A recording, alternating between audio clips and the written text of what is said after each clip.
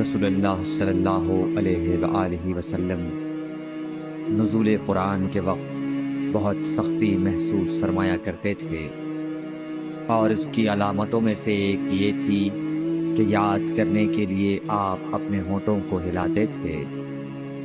ابن عباس رضی اللہ تعالیٰ عنہ نے کہا، میں اپنے ہونٹوں کو ہلاتا ہوں جس طرح آپ ہلاتے تھے۔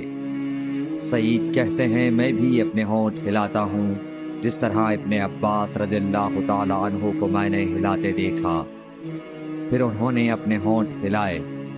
ابن عباس رضی اللہ تعالیٰ عنہ نے کہا، پھر یہ آیت اتری کہ اے محمد، قرآن کو جلد جلد یاد کرنے کے لیے اپنی زبان نہ ہلاؤ، اس کا جمع کر دینا اور پڑھا دینا ہمارا ذمہ ہے۔ حضرت ابن عباس رضی اللہ تعالیٰ عنہ کہتے ہیں، یعنی قرآن آپ صلی اللہ علیہ وآلہ وسلم کے دل میں جمع دینا اور پڑھا دینا ہمارے ذمہ ہے۔ پھر جب ہم پڑھ چکے تو اس پڑھے ہوئے کی اتباع کرو۔ ابن عباس رضی اللہ تعالیٰ عنہ فرماتے ہیں، اس کا مطلب یہ ہے آپ اس کو خاموشی کے ساتھ سنتے رہو، اس کے بعد مطلب سمجھا دینا ہمارے ذمہ ہے۔ پھر یقیناً یہ ہماری ذمہ داری ہے کہ آپ اس کو پڑھو، یعنی اس کو محفوظ کر سکو۔